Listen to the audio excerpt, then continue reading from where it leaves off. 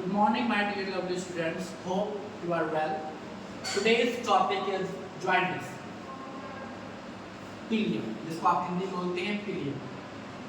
Okay, तो definition की बात की जाए तो पीलियम क्या होता है?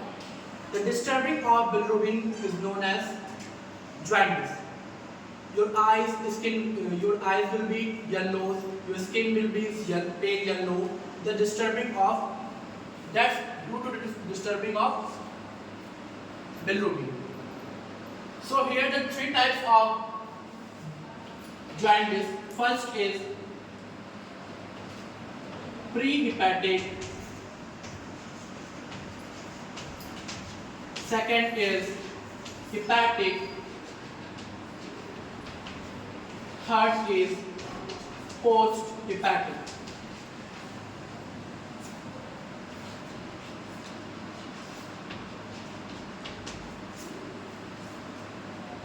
Prehepatic means before the liver, hepatic within the liver, after the liver.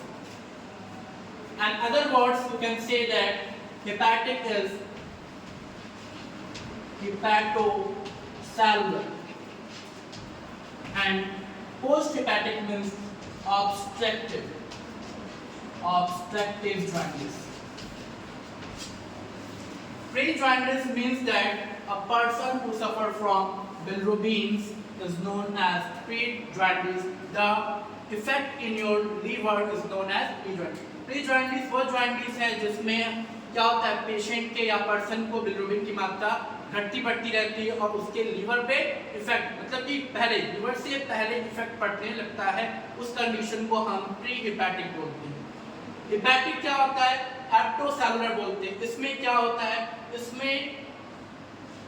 Bilirubin की मात्रा घटती बढ़ती रहती है और आपके बॉडीज में किस चीज की क्या स्टार्ट होता है? सिरोसिस स्टार्ट होती है, बीमारी होती है, सिरोसिस स्टार्ट हो जाती है. और प्री हेपेटिक में क्या होता है?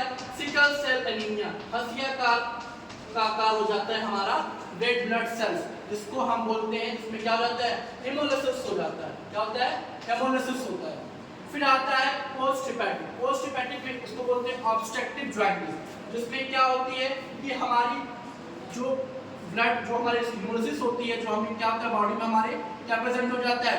गाल स्टोन प्रेजेंट हो जाता है, ट्यूमर कंडीशन हो जाती है. उस कंडीशन में बाय द सर्जिकल द्वारा उसको हम एंडोस्कोपिक द्वारा उसको हम बाहर निकालते हैं. उस कंडीशन को हम बोलते हैं ऑब्स्ट्रक्टिव जाundice. हमारी क्या होती है? लीवर भी खराब हो जाता है और हमारे बॉडी में पाइल्स की कंडीशन आ जाती है और जो भी चीज़ हम बॉडी में इंगल्ट करते हैं, जो भी चीज़ खाते हैं वो अच्छे से पचती नहीं है. उस कंडीशन को हम बोलते हैं पोस्ट हिपैटिक. फिर हेपेटिक किस कंडीशन को बोलते हैं?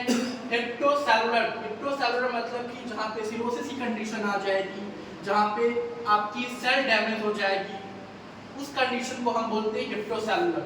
ठीक, इसमें क्या होता है? इसमें पेशेंट को हम देखते हो, जो छोटा बच्चा है, छोटे बच्चे को कभी पाइल्स कब होता है? उसको जब उसकी बिलिरुबिन की मात्रा बढ़ जाती है या स्पेसिफिक ग्रेविटी उसकी बढ़ जाती है, उस कंडीशन में उसको होता है हेप्टोसेलुलर बोला जाता है. उस कंडीशन क्या बोलते हैं? हेप्टोसेलुलर बोलते हैं. तो इसका डायग्नोसिस करने की बात की जाए और ट्रीटमेंट करने की बात की जाए तो डायग्नोसिस करने के लिए हमारे पास स्टूल, यूरिन और क्या होना चाहिए? ब्लड होना चाहिए.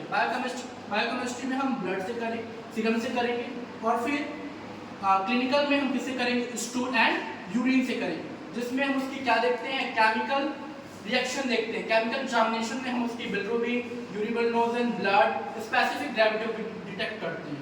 फिर पोस्ट हिपैटिक में हम क्या करते हैं? ऑब्स्ट्रक्टिव हिपैटिक होता है, ऑब्स्ट्रक्टिव जाundice होता है, जिसमें हम क्या करते हैं? बाय द सर्जिकल द्वारा, सर्जरी के द्वारा इसको हम चेक करते हैं, सर्जरी के द्वारा उस चीज को निकालते हैं. क्योंकि अगर बिलिरुबिन बढ़ेगी तो हमारे बॉडी में अदर कंडीशन की डिजीज हो जाएगी, लाइक दैट हमारे गाल ब्लैडर में स्टोन हो जाएगा या फिर हमें ट्यूमर हो जाएगा या हमारी लीवर अच्छे से काम नहीं करेगा. जो भी चीज़ हम इंगल्ट करेंगे वो क्या हो जाएगा?